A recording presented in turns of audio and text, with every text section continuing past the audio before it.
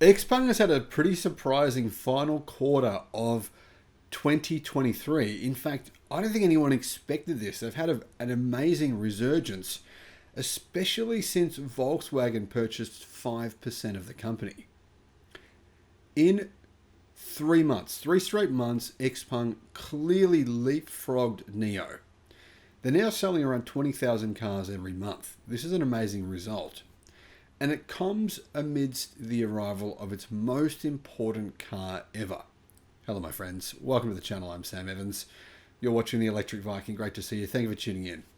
Xpeng has just revealed its X9 7-seat vehicle. It's sort of like a cross between an SUV and an MPV. Sort of a good-looking van, I think. Price. $50,800 for the X9.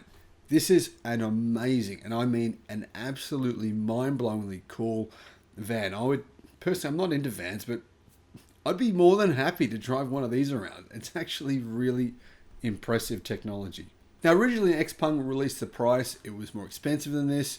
Xpeng got 30,000 orders since this vehicle went on a pre-sale. So before it was even available for deliveries, Xpeng opened it up for pre-sale. They got more than 30,000 orders. That's a really good result in China.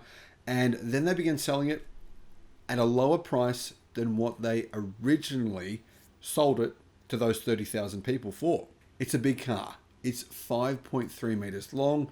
It sits on Xpeng's brand new Zeekr 2.0 platform, which Volkswagen don't get to use. That means it's actually one of the biggest electric cars in the world that you can buy. It's got 3 rows, 7 seats, or a 2+2+3, and it has some pretty cool battery packs. A lithium iron phosphate battery, 85 kilowatt hour pack in the cheapest version of the car, a 101.5 kilowatt hour pack with NMC chemistry from CALB as well. That comes in the higher priced vehicle. So the range of this vehicle is actually pretty damn good.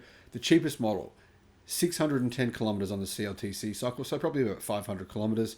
The most expensive model with the NMC 100 kilowatt hour pack gets 702 kilometers of CLTC range, so probably 600 kilometers on the WLTP cycle. Really cool car. Now, getting to actual deliveries, this will help boost Xpeng's deliveries for the next probably 6 months, maybe 12 months. This will be a popular car, I think. It'll help Xpeng to not be so reliant on one car, which basically Xpeng right now, even though it has a fair few different cars for sale, it is basically a single car company. The reason I say that, the G9, which is its new electric SUV, it's a bit bigger than a Tesla Model Y.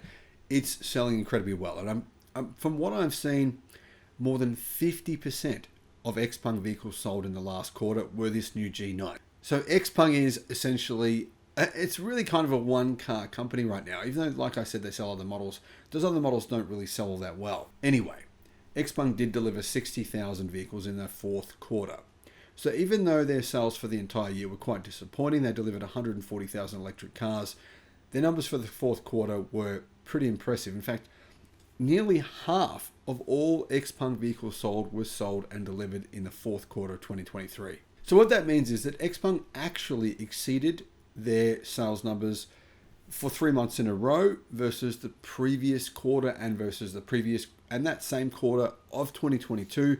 They actually delivered 20,000 vehicles for 3 straight months, both October, November, and December. And that delivery was actually up 78.1% year over year, but flat compared to November. So similar sales for those 3 months. So they're basically flat for those 3 months, but still really, really good numbers.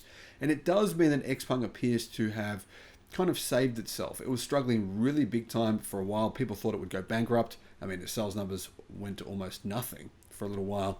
But all of a sudden, it's had this tremendous resurgence. And what that means is that in the fourth quarter of 2023, Xpeng actually delivered 171% more vehicles than it did in the fourth quarter of 2022. Xpeng previously guided fourth quarter revenue to be in the range of around $1.8 billion US, representing year-on-year growth of 86% to 99%.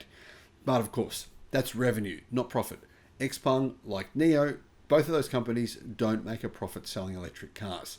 Neither does pretty much any car manufacturer in China except for BYD and of course Tesla. For the full year of 2023, Xpeng delivered 141,601 vehicles, up 17.2% year over year. By the end of 2023, Xpeng's cumulative deliveries since the company actually first began all the way back in 2018 is now 400,000 cars. So you can see here Xpeng's growth chart.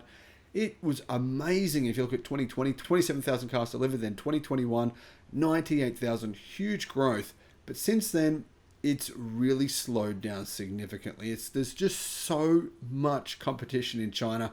Xpeng needs to get its right-hand drive plans, start selling cars outside of China, start selling them in left-hand drive, start selling them in Europe. They sell them in Europe, but only in very, very small numbers. Pretty much an unknown company outside of China because the prices are a fair bit higher than what they are in China. Thanks for watching.